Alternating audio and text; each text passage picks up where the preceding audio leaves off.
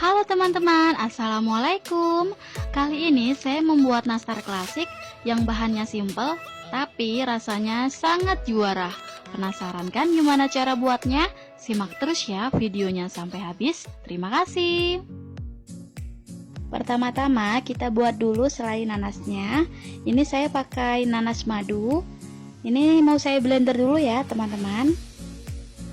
Tapi kalau mau diparut juga bisa, hasilnya malah lebih bagus teman-teman, supaya serat-seratnya itu lebih kelihatan ya. Jadi sesuaikan sama selera saja. Lalu tuang ke dalam panci atau wajan ya. Tambahkan 3 helai pandan, lalu 1 batang kayu manis. Masak menggunakan api sedang sambil diaduk-aduk sampai airnya surut.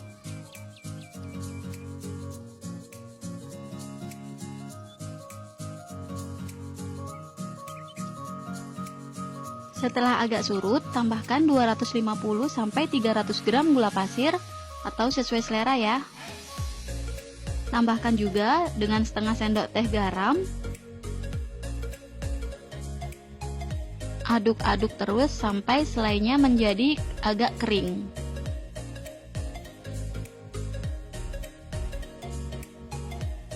Setelah selainya sudah agak kering dan warnanya menjadi kuning keemasan seperti ini, boleh dimatikan ya apinya. Pastikan selai nanasnya agak kering ya, tapi jangan terlalu kering juga sih, jadi pas-pas aja ya.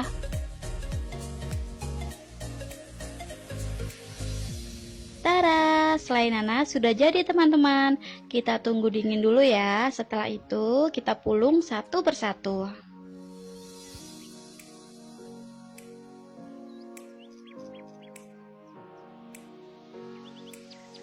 Kita siapkan dulu bahan keringnya untuk kulit nastarnya, yaitu setengah kilo tepung terigu protein rendah, lalu 1 bungkus susu bubuk.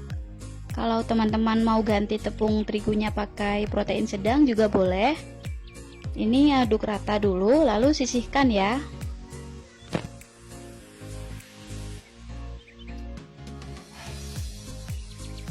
Setelah itu kita buat kulit nastarnya, yaitu ini saya pakai 100 gram room butter. Saya pakai merek Holman. Merek apa aja juga boleh ya, yang penting murah dan enak.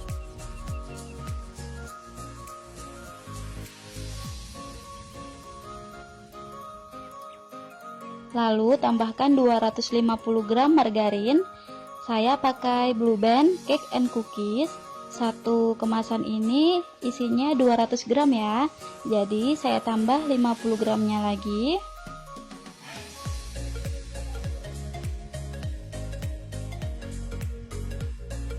Lalu tambahkan 50 gram gula halus.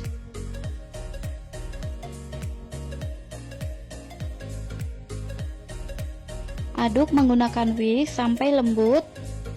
Teman-teman juga bisa pakai mixer ya, tapi jangan terlalu lama, cukup 1-2 menit menggunakan speed paling rendah.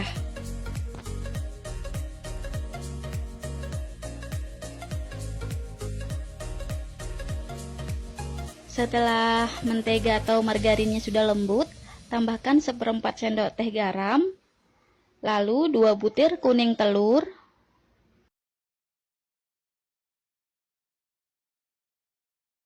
Aduk sampai benar-benar rata.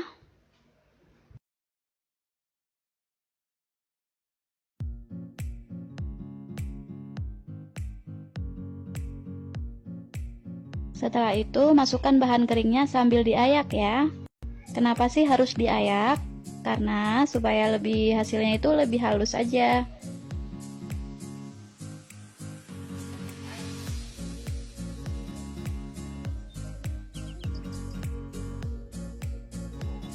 Aduk menggunakan spatula saja ya, jangan terlalu lama kena tangan, karena kalau sering-sering kena tangan nanti hasilnya akan sedikit lebih keras.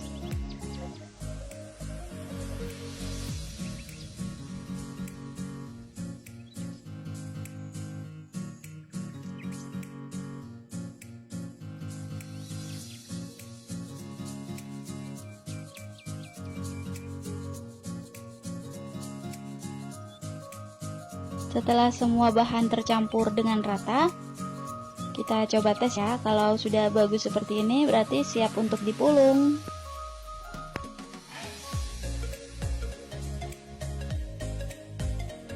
Kita pulung satu persatu. Ini saya timbang ya. Saya timbang 8 gram. Dipipihkan dulu, lalu tambahkan selai. Selainya saya pakai 2 gram. Setelah itu bulatkan. Maaf ya teman-teman, saya nggak pakai sarung tangan atau sarung plastik tangan karena hasilnya itu agak keriput-keriput gitu karena kena plastik. Jadi lebih bagus pakai tangan ya. Tapi kalau teman-teman mau pakai sarung tangan yang plastik itu juga boleh. Jadi sesuaikan sama selera ya. Ini yang penting saya sudah cuci tangan loh teman-teman, tangan saya bersih.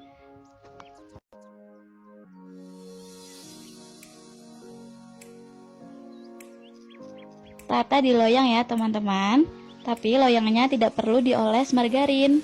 Jadi langsung aja ditata satu persatu, lakukan semuanya sampai habis ya.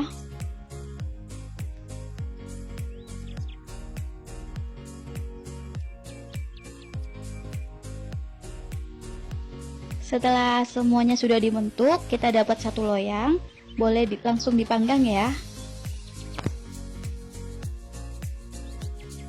Sebelumnya ovennya sudah saya panaskan 10 menit ya, pakai api sedang. Terus lubangnya itu dibuka ya teman-teman, supaya suhu panasnya itu keluar, jadi ovennya itu nggak terlalu panas. Kalau oven terlalu panas, takutnya itu nanti nastarnya itu agak retak-retak gitu. Lalu panggang selama 15 menit dengan api kecil ya.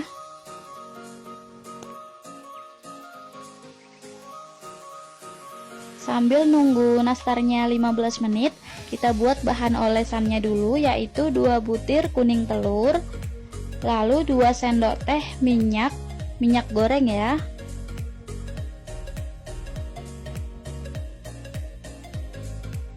Lalu sedikit pewarna kuning telur. Kalau pakai telur omega lebih bagus teman-teman, jadi nggak perlu ditambah pewarna seperti ini. Aduk rata, lalu sisihkan dulu ya. Setelah 15 menit, kita keluarkan dari oven.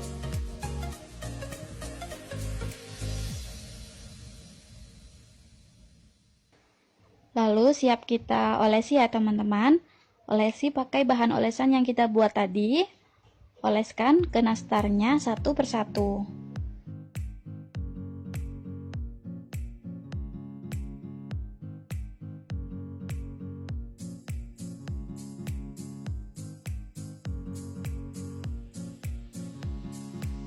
Untuk olesan jangan terlalu tipis dan jangan terlalu tebal ya teman-teman, karena kalau terlalu tipis hasilnya kurang cantik, dan kalau terlalu tebal hasilnya bisa agak retak-retak gitu teman-teman.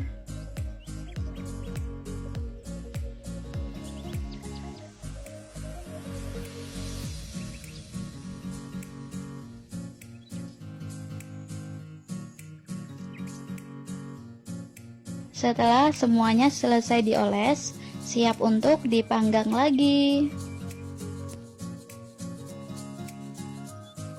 Kita panggang lagi selama 15 menit, tapi kita taruh di rak tengah ya. Panggang selama 15 menit menggunakan api kecil. Kalau ada adonan baru, kita bisa masukkan sekaligus loh teman-teman. Jadi kita taruh di rak atas. Biarkan yang mau matang ini di rak tengah tetap ya. Setelah 15 menit kita angkat yang sudah matang. Lalu kita tutup lagi ya ovennya, biarkan yang atasnya itu matang selama 15 menit. Setelah nastar sudah agak hangat, kita pindahkan ke rak pendingin. Biarkan sampai benar-benar dingin dulu ya teman-teman. Kalau sudah dingin, baru boleh ditata di dalam toples. Jadi jangan sampai kita tata di dalam toples saat nastar masih hangat, supaya nastar lebih awet dan tidak berjamur. Setelah itu kita siapkan toplesnya seperti ini. Kalau teman-teman mau jualan, coba-coba jualan untuk lebaran nanti, bisa pakai toples seperti ini teman-teman. Dan bisa pakai cup hitam seperti ini agar hasilnya lebih rapi.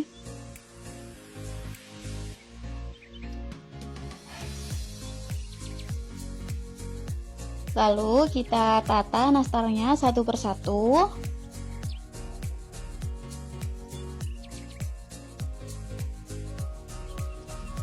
Untuk barisan kedua, tata di sela-sela tengah-tengahnya nastar ya. Jadi supaya nastarnya tidak miring. Tata semuanya sampai habis.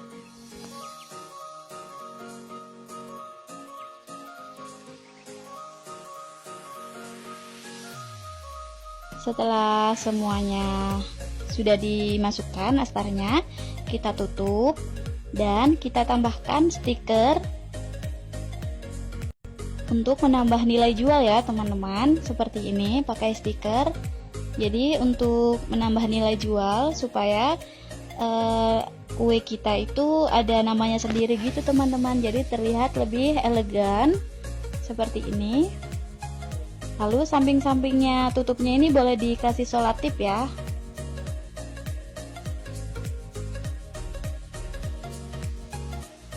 Nah, seperti ini teman-teman hasilnya. Warnanya cantik ya. Meskipun pakai otang, tapi hasilnya sangat memuaskan. Ini teksturnya sangat lembut dan lumer di mulut. Seperti ini teman-teman. Enak banget. Bisa cobain ya di rumah. Semoga bisa buat ide usaha teman-teman di rumah.